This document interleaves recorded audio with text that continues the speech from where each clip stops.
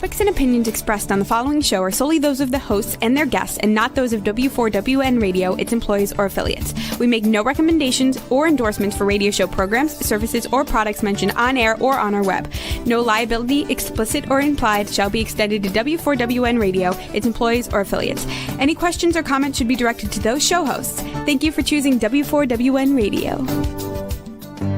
This is Beyond Confidence with your host, Divya Parekh. Do you want to live a more fulfilling life?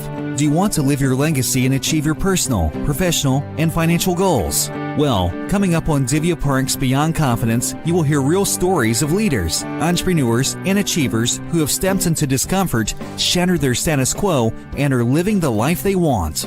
You will learn how relationships are the key to achieving your aspirations and financial goals. Moving your career or business forward does not have to happen at the expense of your personal or family life, or vice versa. Learn more at www.divyaparekh.com, and you can connect with Divya at contact@divyaparekh.com. This is Beyond Confidence, and now here's your host, Divya Parekh. Good morning, everyone. It's a beautiful morning. It's Tuesday, and I get to be here with you. We are already into summer. For next 10, 15 days, it's going to be in 85, 90s. So I'm sure, a lot of people on the East Coast might be saying, what are you talking about? We would love to have those temperatures. So the reason I'm kind of coming to this story or conversation is because so many times we forget what do we have in our lives, and we take so many things for granted. So it's important to take that moment and help someone out, because we all have something that we can share with others. So find that moment, keep that kindness circle going, and share your stories with us. And for those of you who got our books, whether it's Expert to Influencer or the Entrepreneur's Garden, we thank you from our heart, because without you, the show would not be possible. Without you, we would not be able to help other entrepreneurs, because part of the profits go to kiva.org, because I do believe that entrepreneurs are a special species. Yes. And be sure to get our books and support us in spreading our message and helping entrepreneurs. And let's bring in our guest. Welcome, Erin. Hi, thanks for having me. Oh, it's just, as you mentioned earlier, it's just a coffee chat, a conversation between two friends. And let me ask you this. Do you recall any positive moment or a positive person that left a positive mark on you that you even to this day, you think about that moment or that person and you are filled with positivity? I think there's a lot of people that any one specific person. I think I want to go to where when I was kind of in that state of a little bit of struggling, finding someone's podcast and listening to her mindset and just kind of devouring her podcast, for lack of a better word. And that was something that was really helpful in a time of that I, needed to hear the message. And I think that was like a pivotal point for me. That's a powerful story. And it goes back to what I was saying earlier, is that so many of us think, oh, I don't have anything to offer. Mm-hmm. And just listening to a podcast, and it can make such a difference in someone's life. And similarly, how you're showing up for yourself, how you're showing up for people in your sphere of influence, how you're showing up for the humanity, it does make a difference. So when you were a young girl, what would you say were your interests? I loved to swim. And, one of the things is I've kind of picked apart and taken time off and really slowed down and allowed myself to reflect. there are parts of my childhood that, like we remember sometimes the painful parts, and asking my parents or my mom, like, what did I really love? And I loved roller skating and I loved to swim, and the swimming and the ocean and all parts water is something that I still love to do every day. And that was something that, like, to reconnect to her during my time off. Like, what did I love to do and what do I love to do? And it's swimming in all forms, ocean, pool, water sports, all the things. Yeah, water has a beauty of its own, and especially ocean, since you mentioned about it. It is just so vast and holds such an ecosystem within itself that it's just fascinating to me that what appears on the top is not, it's what it all has. And similarly, we as human beings are like that. So as you grew up, what direction did your life take? As I was younger, like, 5, 7, 8, something like that, I think, little Erin did all of the things. And then there was a pivotal moment in life that I experienced with my parents and their financial situation around the age of 10. And I think that had a profound impact on me in the way that I viewed money and things of that sort. And, after that, it was very much so, I think I was focused. Like I say that I've worked since I was like 12, like I asked my mom the other day, I'm like, why did I work? Like, she was like, because you wanted money to be able to do the things that you wanted to do. And so, reflecting and like having such compassion for little Erin that maybe, yes, had a childhood, right? But like now being able to really do the things that I want to do, play the way that I want to play, and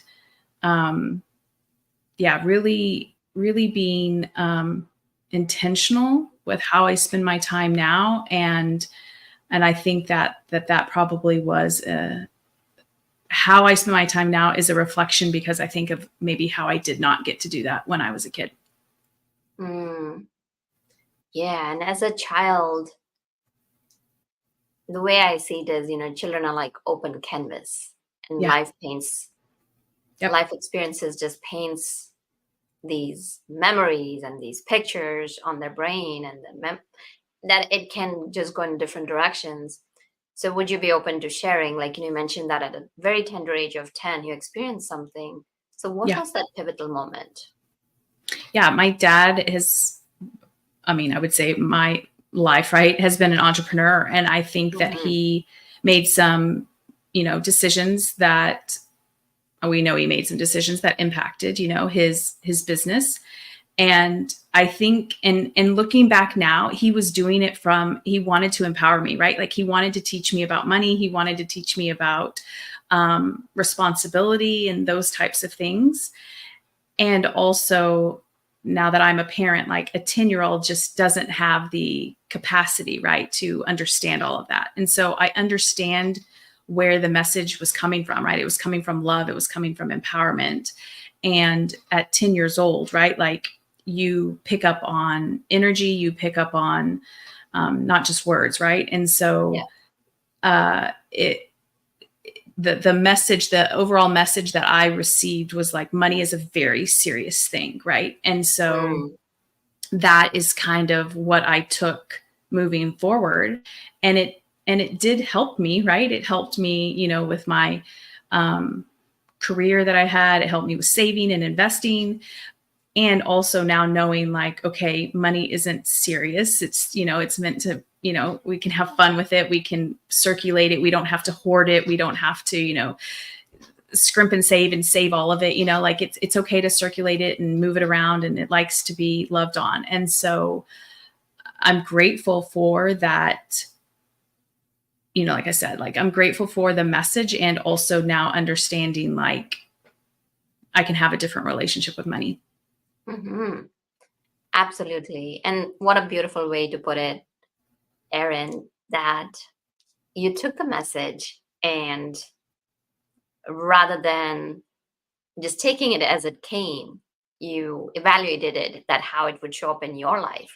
So you mentioned that, you have had career in money. Tell us a little bit about that. Well, I mean, I think I absorbed the message that I received for a long time, right? Like the message that I changed or the message that I received isn't the message that I live by now. And that's only been over the last, 4 or 5 years. But for a long time, it was like serious, right? Like I say, like I lived a checklist life, right? Like you hear, like you go to college and you get good grades and you make money and you save for retirement and you make sure your child's education is paid for and you like, working on paying off the mortgage, like all of the things that Western society kind of boasts about, like these are the things that will make you happy, right? And Right. I did all of those things, and I did them from a place of like inadequacy within myself. I did it from a place of and not aware, right? Like at the time, right? Like I just did it from the place of like, if I do this, then I'll feel X, right? And we know that like nothing will ever make you feel any way. And so I kind of had checked all the boxes, and then I was like, well, wait a second, like I'm not very like fulfilled. I'm not exactly happy. I was just living for that next moment. And I think that, you know, the illusion that like, if you have X amount of money, then you're going to feel safe, or then you're going to feel fulfilled, or then you're going to feel happy, like that. I totally bought into that until I got to that place. And then I realized like, this isn't what I want for my life. And so really starting to pick apart, what do I want? How do I want to live? How do I want to be with my money? And, for a long time, I say like, I did not feel safe with money, right? Like I thought that if I could get to a certain point, then I would feel safe, but I kept moving that goalpost, right? Like we would get to a certain amount and then I would save more. Right. And then what I realized was like, oh, wait a second, like moving the goalpost isn't changing anything, right? Like this is, and I don't think I had language for it at the time, right? But like, this is an internal job. Like this is something I've got to, because no matter how much money you have, if you continue to accumulate it and you still feel actually more fear is what I felt than less fear. And so really working on that over the last several years to really be at peace with money, to have a different relationship with money, knowing money can come and go, like that's okay too. That has been definitely my growth of like using money, having fun with money, things of that sort. Yeah, no, definitely. You pointed out a few good things, actually several, that even though you reached the goalpost, and we'll dive into that a little bit, it didn't change anything because that relationship with money was internal, not external. So tell us, like, externally, when you mentioned that you reached a certain point in career, what did that look like? I don't necessarily know if it was career as much. Like at the time I was working in my family's water and wastewater construction business. So I was helping them, run, a 40 plus year business, with plenty of employees and all of that. It was more so the dollar amount and like assets and things of that sort, and realizing like, oh wait, like we have more money now than we did 5 years ago. And I still I feel more insecure. I feel more scared. I feel more fearful. And so it was actually when my husband and I, we lived in Texas at the time, and we were flipping a house. And I think I never went to the doctor, but I think I had a panic attack. Like I was having, and even though we had money, we were making money, like my body didn't feel that way, right? Like that fear of like exchanging large sums of money and things of that sort. And so that's when I really realized like, I've got to do something with my relationship with money, because I can't continue. Like, I think I was 30, 38, 39. I can't continue to like live my life for the next 40, 50 years in this feeling and state of stress and fear and worry. And yeah, it felt like sometimes all consuming is what it felt like. Yeah, that's very telling. That if you're okay, I'd love to do a little exploration of what you said, that you had larger sums of money and that brought on more fear. And what do you think was behind that? Yeah, I think subconsciously, I think a lot of the things, the messages that I received as a kid, right? Like holding on to money, like money is something to be, like it's a serious thing. And I don't know, like at 10, like I don't remember having those conversations, right? I remember certain events that occurred. I remember how I probably felt when my parents would fight about money, right? And so for me, it was realizing that, and this takes slowing down, right? Like I think that I've talked to a lot of people that workaholism isn't something that really like is talked about. I don't think a lot like in Western society, right? But we use working a lot. It's as a way to, cover up some of those things that we feel about ourselves, whether it's inadequacy, whether it's fear around money, right? Like, and so I was able to slow down and I was able to like start peeling apart this onion and realizing like, oh, this goes deeper than like, when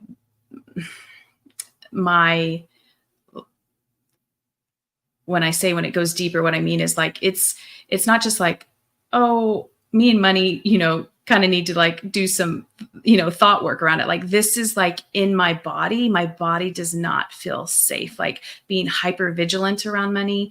And so, really starting to do some somatic work with money and things of that sort, because I was already doing the mindset work, but things weren't shifting. And so then that's when I really started to get into the body and really start to, feel what I probably had suppressed for many, many years by working a lot, by saving, because that was like the easy way to cover up all of the feelings that I had suppressed for so long. Mm-hmm. So was this like, you mentioned that, you were feeling in the body.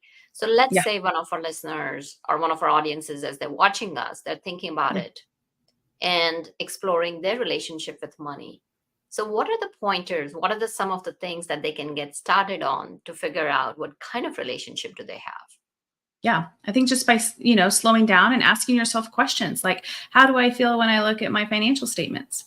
How do I feel if you're a business owner? How do I feel when I look at my P&L or my balance statement? Or, how do I feel if when it comes time for payroll? How do I feel when, the market, if you're invested, like, how do I feel when the market goes down? Do I like tense up and I'm all scared? Or am I like, what, this is just the way that the markets go? Like, how are you feeling in your body when your kid comes to you and asks you for something, or it's considered a large purchase, right? Like, how do you feel when money is coming in, and how do you feel when money is I don't say coming in and going out, but circulating, right? And this takes some slowing down, right? I think we live in such a fast-paced society, so really asking yourself some questions like, how, when am I appreciative that I have the money that I have, or do I think that it's not enough? Am I, wanting more from a place of like where I'm at isn't good enough, or do I want more because I want to be able to circulate more, have more, give more, share more, So asking yourself some questions and getting curious is, I think, always the first step. Yeah, that definitely makes sense. And here's what I'll share, that I remember like one of the times in my childhood where my father had been caught in some family business and we had gone through some hard times. And during one of those times, I remember how the situation had changed, how they were interacting, and then how it impacted my perspective. Yeah. And you're absolutely right. Like, it's finding about like doing that little research, being that journalist and investigating how your relationship is with money. And so once, let's say, people find out what is the relationship with money, what do they do after that? Yeah.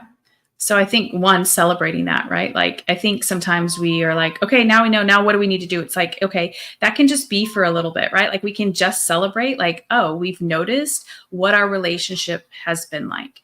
And then how do we actually want to be with money, right? Like, and I think, I have lots of thoughts around the self-development world of like, we want to feel abundant. We want to, but like, if our body doesn't feel safe, we can't think, like mantras and and,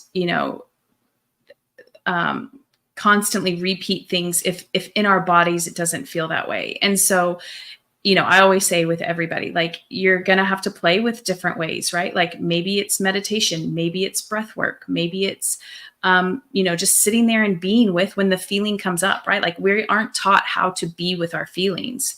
And if we are just sitting with our feelings, right? Like, literally an emotion passes, they say, within like 90 seconds, but a lot of us feel it for much longer because we resist it, right? So, breath work or tapping, which is like emotional freedom technique where you can tap. There's lots of different ways to get into the body and to release some of that. Cause it's emotions are just energy and motion. And sometimes they get stuck in places. I don't want to say stuck, cause that feels a little disempowering, but it just, the energy hasn't moved. Right. And sometimes we just need to move the energy. And so really, I always say too, is like being really kind and compassionate with ourselves, right? Because a lot of our relationship with money was formed at a younger age, right? By our caregivers or our parents or by, society. And so some of our beliefs around money aren't even ours. And so asking yourself, like, what do I want my relationship to be like? And then how do I actually want to feel on a daily basis when it comes to money? Yeah, that's very powerful. So what I'm hearing is checking in with yourself, Yeah. and also going back to what are your core values. And it's so important to look into how you want to live your life by. Yep. And when you have your core values, not the definition of success as it has been outlined by your family, by society, by your mentors, or by your peers, because I have so many clients who come to me and say that I feel so behind, I feel unsuccessful. And when we dig in, we find out that these are not even peers who are in there, Yep. who are working with them. These are people who they studied with. Oh, now they're VP, they're director, Yep. and I'm only manager. Okay, so it's almost like you're not even comparing apples to apples. It's Yeah. comparing apples to oranges, and then that comparison can take the joy, as they say. Comparison is the thief of joy. And I like what you mentioned about having that compassion. So in your career, I recall you sharing that you had been a financial planner at one point in time. Yep. Yep. So tell me, what led you to get into that and what led you to getting out of it? I think obviously, like my upbringing, like I wanted to be empowered with money. I liked it. I liked the finance part of it. When I say it was easy, like I thought I wanted to go to medical school. And so I was kind of going down that path. And then the sciences weren't necessarily like, I didn't enjoy that. But when I got into the finance part, like business, I loved all of my classes. And so, empowering people, obviously, with their money and being able to make decisions and all of that. And, when you know how to manage your money and grow your money and all of that, like that was also a desire of mine. And so, yeah, I mean, I've always had, I think, like a servant's heart and wanting to help people and empower them. And so financial planning, was I really liked when I got into my courses and started taking them, and I enjoyed it. And so what, a lot of business building, right, is sometimes can be, and it's different, right? I think it's different for me now, but like back then, right, I totally subscribed to like work hard, and I was working a lot of hours. And even after 5 or 6 years in, they had made some changes and with like where the company was going. And I didn't know if I wanted to continue to work 60 or 70 hours a week. Now, Erin, now knowing what she knows now, right? Like she could have made a lot of different choices.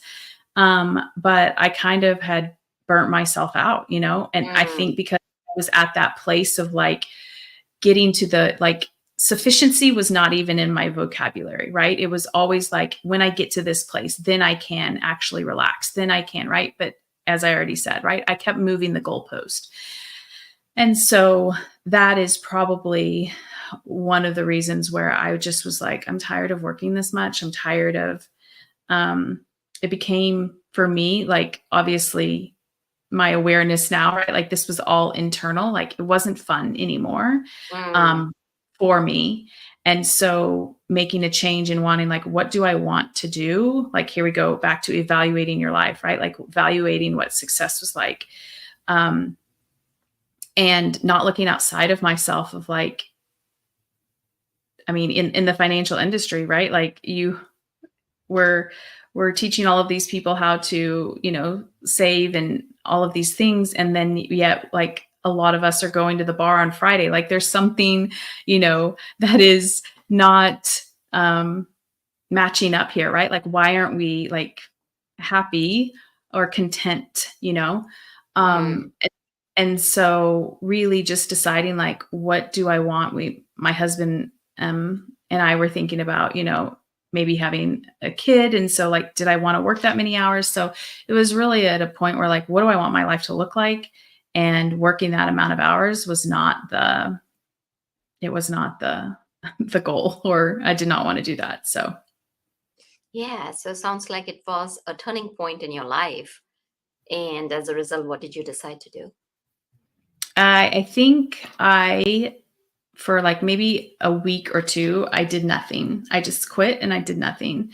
And then that's when my dad approached me and said, in a very like nonchalant way, like, do you want to come and help me? I have some, I need some help with, and, as a business owner, like, there are things in your business that you kind of like hold close to your vest, right? And so he was like, I want someone that I can trust, that I can, have someone look after some of the things. And it started as very, I say, innocent, in the sense of like, hey, come and like help me with a couple of things. And then I got in there and started diving in and realized, oh, okay, there's lots of changes that need to be made. And so, yeah, part-time turned into full-time, because here again, I hadn't, sat with and dealt with any of the internal stuff of for myself. And so kind of diving in and really helping. And it was during the 2009 and construction and all of the things. So diving Mm, in and really, making a lot of changes in there.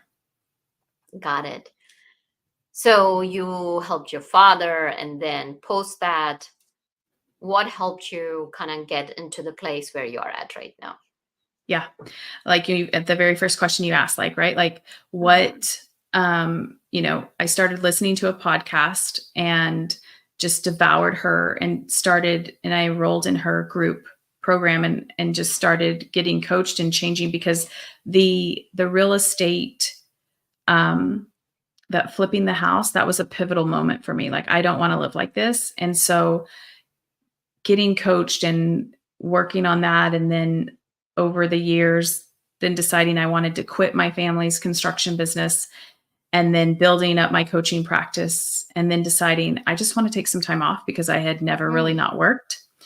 And so that was what started as 3 months, ended up being 2.5 years, I guess. Um, and mm, so during that time off has been my most profound, because it has given me the time to reflect. It has given me stillness. It has given me, um, I've gotten so much clarity, because I've had the space to really, like, what do I want? I knew I wanted to help people financially and in coaching, but like, how did I want to do it? And, um, what did I want it to look like? And just allowing myself that time to play. Like you said, you're asking me when I was a kid. So being able to travel and spend time with my kid and do things that I had always had on the, like, at some point in the future list, doing mm. that over the last 2 years, um, that has probably gotten me to where I am now. So you mentioned about, you said something like, rather than wait for the future, why not implement it today? Because even in the future, all you have is present. Yep. So you talk often about 3D and 5D. So can you tell Mm, us a little bit about what is 3D aspect of the finances and 5D, and how can you blend the two together? yeah.